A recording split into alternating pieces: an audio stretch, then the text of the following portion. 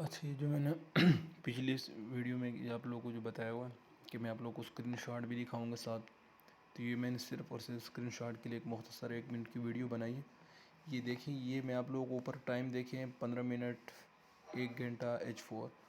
तो ये मैं आप लोगों को H1 की कैंडल भी बता रहा हूँ कि जो आप लोग एंट्री जब टच हो जाए H1 में ले लेते हो, तो उसके आप गैप वाले भी देखें। H4 के बाद वो कैंडल ओपन करें। जिस तरह हमने फॉर एग्जांपल BTC में अगर एंट्री ली भी है इस पॉइंट के अंदर 47,000 पे, तो हमें सेकंड लेवल एंट्री देखना चाहिए कि मार्केट कहाँ तक आई है वापस। ठीक है, सेकंड लेवल में ये 46,000 तक है, तो हमें एक और बिट 46 के नज़दीक लगा देना चाहिए या 45 के ऊपर। और थर्ड जो है ना, हमें वो 43,000 पे लगाना चाहिए। तो ये तो हो गया BTC का। इसके बाद हम नेक्स्ट कॉइन देखते हैं विन कॉइन का। विन कॉइन देखें, जब ये आया था इस पॉइंट के ऊपर, जैसे RSI लाइन, ये जो डेट की एक बारीक लाइन है, इसके ऊपर जैसी टच होती है मार्केट रिवर्स ज़रूर होती है वापस। ठीक है, प्रॉफिट की तरफ जाती है। और ये याद रखना कि ये फॉरेक्स नहीं है कि अगर आपने एक बार एंट्री ले ली और ये नीचे गया तो अकाउंट वॉश हो गया, वो इसमें है तो नहीं, वो सिस्टम है भी नहीं, क्योंकि वो फ्यूचर के अंदर है इसके अंदर। तो आप लोगों ने क्या करना है, सेकंड लेवल अगर आप लोगों ने भी लेना है तो सेकंड लेवल के लिए H4, ये मैंने H1 की आपको कैंडल दिखाई है, H4 में देखें कि H4 में फिर आप कहाँ पर कैंडल ले सकते हो। फॉर एग्जांपल आपने कोई एंट्री ली, इस पॉइंट पर लिया भी है, ये जो पॉइंट है ऑलमोस्ट 8,500 के करीब है। तो अगर आपकी सेकंड लेवल की एंट्री है वो आप इससे कम लगाएंगे, 8,100 पे लगाएंगे, और 7,500 पे या 6,500 पे ये इसकी एंट्री बनती है। इस पॉइंट पे आप लोग एंट्रियाँ लें, ताकि अगर मार्केट गिरी भी सही तो आप लोगों का वो जो नुकसान है वो नीचे से वापस बाइंग होकर वो रिकवर हो जाए, और आप लोग उस कॉइन से आराम से थोड़ा बहुत बेनिफिट लेकर एग्जिट हो जाओ। तीसरा कॉइन हम देखते हैं XRP को। XRP देखिए, जहाँ पर टच हुआ है H1 के अंदर वापस रिवर्स हुआ है, जहाँ पर भी टच हुआ है वापस रिवर्स हुआ है। तो बेनिफिट आप लोग को H4 के अंदर भी इसकी कैंडल देखें। H4 में जब ये टच हुआ है तो देखें अच्छा खासा पंप हुआ है, 1.20 से दोबारा मतलब 1.40 के राउंड अबाउट आया हुआ है। पहले भी इस तरह 1.20 पे आया हुआ है H1 में, तो वापस से जो है ना वो तकरीबन 50 के करीब गया हुआ है। तो जब तक लाइन को टच नहीं करता आप लोगों ने मार्केट में एंट्री नहीं लेना। अच्छा, इसके बाद हम टेथर कॉइन को देखते हैं। टेथर कॉइन में देखें, जैसे ये टच हुआ ऑलमोस्ट 9.5 के करीब आया, तो फिर दोबारा से 10 के करीब चला गया। लेकिन ये जो $8-9, $5, $6 के जो कॉइन होते हैं, इनमें आप लोग H4 को ज़रूर देख लिया करें। इस तरह नहीं कि वो तो जो बिल्कुल स्मॉल कॉइन हैं जिनकी बहुत वैल्यू $1 से भी कम है, वो तो साथ साथ करीब करीब भी आप लगा सकते हैं कुछ कुछ पॉइंट के ऊपर। लेकिन ये जो डॉलर के ऊपर है, जिस तरीके ये अभी $9-10 के ऊपर चल रहा है, तो ये देखें, ये जब सेकंड H4 के अंदर आप देखें इसकी जो लाइनिंग टच हुई है वो 8.5 पर है। तो ऐसे कॉइन के अंदर हमें बाय बिट लगाना चाहिए। बाय एंट्री के लिए हमें वो $8.5 की बिट और $7.5 के एहतियातन लगाना चाहिए कि अगर मार्केट क्रैश भी होता है तो हमें उससे अच्छा खासा बेनिफिट हो और हमारे वो कॉइन्स बाय हो जाए। और हम H1 में जब आप लेते हो तो उसमें आप शॉर्ट टर्म एंट्री होती है, कुछ ऊपर चला जाए आप लोगों को $100, $17, $50 और $100, 200 के करीब हो तो आप लोग वहाँ से निकल जाया करें। ज़्यादा लालच ना करें, क्योंकि ज़्यादा लालच में ये ना कहें कि यार हमने तो यहाँ पर एंट्री ली और ये $100 पे चला गया। वो अगर आप लोग उस पॉइंट पे खेलना चाहते हैं तो फिर आप लोग लॉन्ग टर्म के लिए जिस कॉइन पे आप एंट्री ले लेते हैं उसको फिर आप 1 साल के लिए, 3 साल के लिए, 5 साल तक के लिए भूल जाएँ। फिर वो आपको रिज़ल्ट वो दे सकते हैं कि आपकी अमाउंट डबल, ट्रिपल, 10 गुना, 50 गुना का हो सकता है। हाँ, इसके बाद हम शेप कॉइन को देखते हैं। ये शेप कॉइन को देखें, ये यहाँ से हमें एंट्री जो है ना वो 1850 की हमारे पास बन चुकी है। 18.5 के बाद मार्केट दे के वापस दोबारा 2100 तक गई है। अब दोबारा से लाइन पे टच हो चुके हैं H1 के ऊपर, और H4 में भी देखें लाइन टच है, तो इसका मतलब है दोबारा से हमें ये 2500-2600 की रेंज में जाने को मिल सकता है। लेकिन एग्जैक्ट हमें अगर हम यहाँ से बाई कर दे तो हमें 2100-2300 इस पॉइंट पे हमें प्रॉफिट लेकर निकलना चाहिए इन कोइनों से।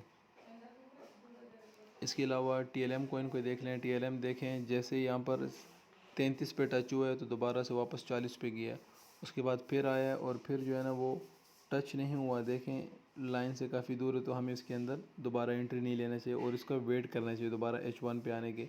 जैसे टच हो फिर हमें एंट्री लेना चाहिए। H4 के अंदर इसकी देखें, H4 में जो पहली बार आया था वो टच हो चुका था, और सेकंड बार वो लाइन के करीब आए लेकिन टच नहीं हुआ, तो हमें वो एंट्री नहीं लेना चाहिए। लालच नहीं करना चाहिए कि यार दोबारा से नीचे आएगा तो हम जैसे ही टच हो जाए फिर आप लोग एंट्री लेकर उसके बाद उसकी गैप लें। फॉर एग्जांपल ये जैसे टच हो चुका था 33 पे टच हो चुका, आप लोगों ने इसकी एक बिट 25 पे लगा देनी, एक 20 पे लगा देनी है, ठीक है।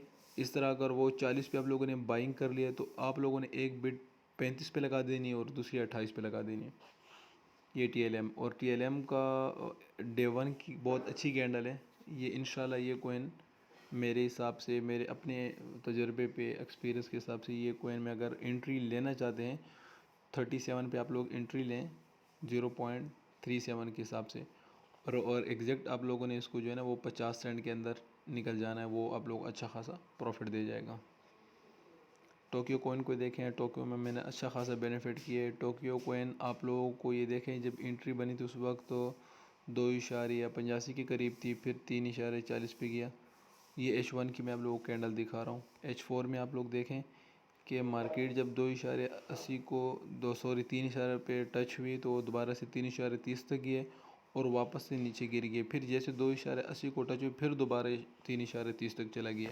लेकिन ये अगर आप लोगों ने एहतियातन इसकी एंट्री यानी वो 20-30 सेंट इस गैप में लगाया होता है कि एक मैंने ले लिए 3 पे, दूसरी मैंने ले लेता हूँ सेकंड लेवल में लगा लेता हूँ 2.80 पे, और थर्ड में लगा लेता हूँ 2.50 पे, तो ये 3 एंट्री थी। अगर मार्केट यहाँ से नीचे गिरता है 4 के अंदर तो आप लोग की एंट्रियाँ ओपन होकर फिर उसके अंदर आप लोग वेट करते हैं। हाँ, खुदा ना ख्वास्ता अगर ये तीनों भी लग जाती और मार्केट फिर भी क्रैश होता, वो इस वजह से होगा क्योंकि बिटकॉइन में काफ़ी बड़ा क्रैश आएगा, मार्केट नीचे जाएगा। फिर अगर एक बार आप लोग तीनों एंट्रिया के अंदर भी फंस गए हो, फिर बस वेट करना हो कि जब तक आप लोग अपना अमाउंट पूरा यानी बराबर नहीं हो जाता, अपना पूरा बैलेंस को देखें कि आपने अगर 3-4 कॉइन भी लिए हुए हैं और वो 3-4 कॉइन एक साथ मिलकर कोई प्रॉफिट कोई लॉस दे रहे, लेकिन आपका अपना बैलेंस जो आप लोगों ने $5,000 या $3,000 डिपॉजिट किया तो वो पूरा हो गया, तो सारे कॉइनों से निकल कर दोबारा से अकाउंट को फ्रेश कर लें और फिर एक नए एंट्री देखें, फिर उसके अंदर जो है ना आप लोग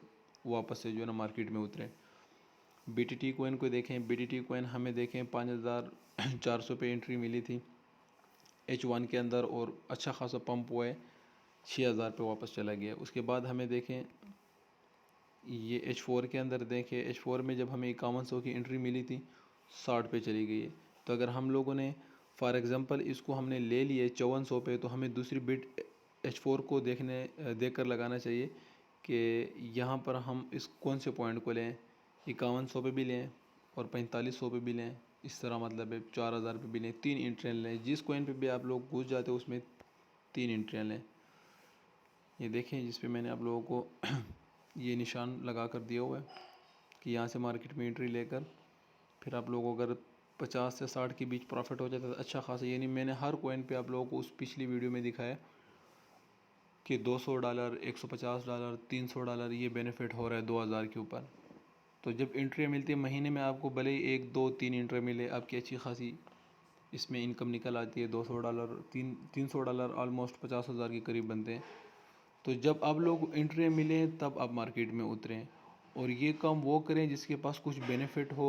एंट्री आप लोग के पास अमाउंट होगी तो आप लोग बेनिफिट भी अच्छा कर सकते हो।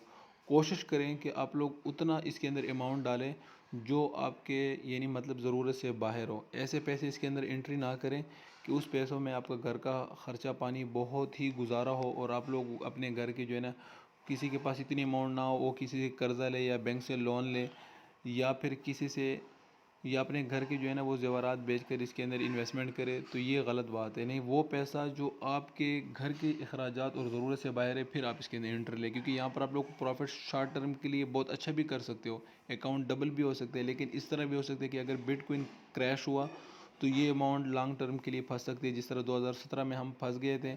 उसके बाद हमारी जो वापस से हम लोगों ने अपनी अमाउंट रिकवर की, मार्केट वापस से ऊपर तो आ गए थे लेकिन उसमें हमें टाइम लग गया था, ऑलमोस्ट उसके अंदर हमें 2 साल लग गए थे। 2017 से 2019 के बीच हम वापस मार्केट प्लस में निकले थे। आज जाते हैं प्रॉफिट में, लेकिन फिर वेट काफ़ी लंबा होता है, जो फिर लोगों की अमाउंट ज़रूरत की होती है, किसी ने किसी से लोन लिया होता है या बैंक से लोन लिया होता है या किसी से कर्ज़ा लिया होता है, तो वो फिर एक परेशानी की सबब बन जाती है। तो वो ऐसे काम करना ठीक नहीं है। अमाउंट वो इसके अंदर एंट्री करें जो आप बर्दाश्त कर सकते हैं। फॉर एग्ज़ाम्पल एक आदमी के पास अमाउंट है कि यार मेरे पास टोटल 10 लाख रुपए है, 10 लाख रुपए में से अगर मैं 2000 की जो अमाउंट लगा रहा हूँ, 2000 ऑलमोस्ट मल्टीप्लाई करें, इस वक्त 2000 की जो वैल्यू बन रही है मैं आप लोगों को बता दूं, ये 2000 की पाकिस्तानी रुपीज़ में आजकल के हिसाब से तकरीबन 3,38,000 रुपये बनते हैं। ये अमाउंट है। अगर इससे आप लोग एंट्री लेना चाहते हैं तो ऑलमोस्ट जिस तरह मैंने आपको बताया कि 2000 के ऊपर आपको एंट्रियाज मिल सकते हैं। आप 500 करके, या 2000 को आप मल्टीप्लाई करें जो 600 बनते हैं, तो 3 शॉट में आप लोग एंट्रियाँ ले सकते हैं मार्केट में। उसमें आपको किसी में $50 मिलेगा, किसी में $100 मिलेगा, एग्जैक्ट हो लिया करें। इतना आप लोगों को एक्सपीरियंस भी हो जाएगा, तजर्बा भी हो जाएगा। किसी के पास $6000 है, उसके लिए तो बहुत अच्छी बात है कि वो 6000 पे 3 एंट्रियाँ ले सकते हैं, या हज़ार की 6 एंट्रियाँ ले सकते हैं एक ही कॉइन के अंदर। तो या 2 कॉइन के अंदर ले सकते हैं, हज़ार के 3,000 में, मतलब ऐसे 2 अच्छे कॉइन वो बाई कर सकते हैं। तो कोशिश करें इसके अंदर वो अमाउंट डालें जो आप लोग बर्दाश्त कर सकते हो, तो वो ही आपके लिए बेनिफिट रहेगा। अल्लाह हाफ़िज़।